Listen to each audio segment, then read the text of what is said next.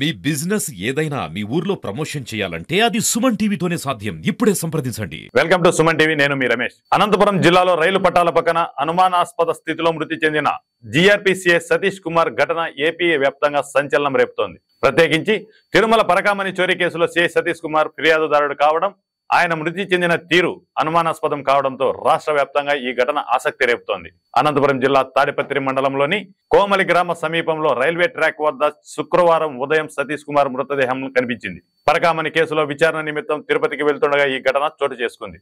దీంతో ఈ వ్యవహారంపై కాస్త రాజకీయ రంగు కూడా పులుముకుంటోంది. పరకామణి కేసులో సిఐ సతీష్ కుమార్ మొదట్లో ఫిర్యాదుదారుడు కావడం, ఈ కేసుకు సంబంధించి లోక్ అదాలత్లో రాజీ కావడం కూడా జరిగిపోయింది. అయితే దాదాపు 100 కోట్ల పరకామణి స్కామ్ కేసులో సతీష్ కుమార్ కీలక వ్యక్తి. ఈ స్కామ్ కొలిక్కి రావాలంటే సతీష్ కుమార్ వెల్లడించే వివరాలే కీలకంగా మారనున్నాయి.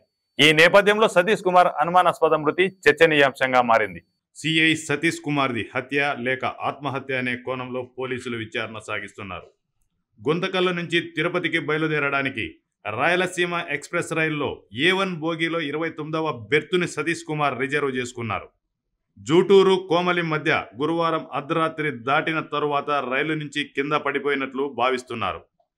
సతీష్ కుమార్ ప్రమాదవశాత్తు కింద పడ్డారా, లేక హత్య గావించబడ్డారా, లేక ఆత్మహత్యకు పాల్పడ్డారా అనే చర్చ సాగుతోంది.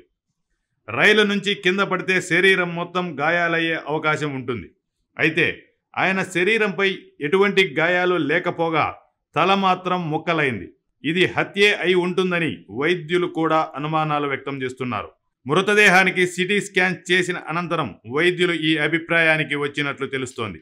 ఇది ఇలా ఉండగా సతీష్ కుమార్ బంధువర్గాలు కూడా ఇది ముమ్మాటికి హత్యే అని ఆరోపిస్తున్నారు. పరకామణి స్కామ్కి సంబంధించిన కేసును రాజీ చేసుకోవాలని సతీష్ పై తీవ్ర ఒత్తిళ్లు కూడా వచ్చినట్లు సన్నిహితులు చెబుతున్నారు. టీటీడీ విజిలెన్స్ అండ్ సెక్యూరిటీ విభాగంలో సిఐ స్థాయి అధికారి తనకు తానుగా నిర్ణయం తీసుకుని కోర్టులో రాజీ అయ్యే అవకాశాలు చాలా తక్కువనే చెప్పవచ్చు.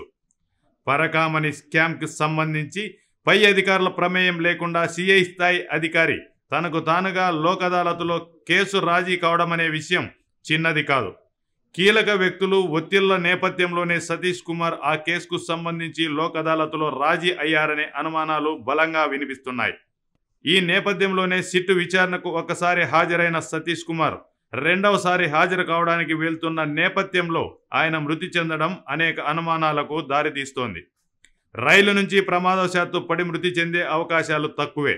ఒత్తిళ్ల నేపథ్యంలో ఆత్మహత్యకు పాల్పడి ఉంటారా అనే అనుమానాలు ఉన్నా రైలు నుంచి కింద పడినప్పుడు శరీర భాగాలు కూడా గాయాలు అయ్యే అవకాశం ఉంటుంది. కానీ కేవలం తల మాత్రమే ముక్కలైనట్లు పోస్టుమార్టం నిర్వహించిన వైద్యులు చెబుతున్నారు. ఇదే నేపథ్యంలో పరకామణి కేసులో ప్రమేయం ఉన్న వ్యక్తులు తాము బయటపడేందుకు సతీష్ని హత్య చేయించి ఉండవచ్చన్న వాదన కూడా బలంగా వినిపిస్తోంది. కాగా సతీష్ కుటుంబీకులు మాత్రం మృతిపై అనుమానాలు వ్యక్తం చేస్తూ పోలీసులకు లిఖిత పూర్వక ఫిర్యాదు కూడా చేశారు. మొత్తంగా సతీష్ కుమార్ అనుమానాస్పద మృతి అనేక అనుమానాలతో నిండి ఉందనే చెప్పాలి. పిడిగాడు కాదు, అతని నిజాయితీ గత రికార్డులు చేసి తెలిసింది కూడా. ఇది ఉద్దేశపూర్వకంగా రేపొద్దున ఇతని వల్ల మిగతా ఆఫీసర్ పేర్లు బయటకు వస్తాయనే ఉద్దేశంతోనే ఇది ఖచ్చితంగా పక్కా ప్లాన్ తో మర్డర్ జరిగింది. ఇంతకు మునిపే లైఫ్ థ్రెట్ ఉంటుందని ఒక మాట చెప్పేవాడు. అది ఎవరి నుంచి ఎవరిని చెప్పేది కానీ థ్రెట్ ఉంటుందిరా, పెద్ద స్కామ్ కదా అని చెప్తున్నాడు. ఇటువంటి పై ఆఫీసర్ నుంచి 6-5 వ్యక్తి ఉంది. సూసైడ్ అయితే చేసిన వ్యక్తి కాదు, అయితే 100% రామాంజనేయులు ఫ్రెండ్. అంటే పరకామణి కేసును వెలుగులోకి తీసుకొచ్చినాడని చంపుతామనే ఆ బెదిరింపు అదేనా?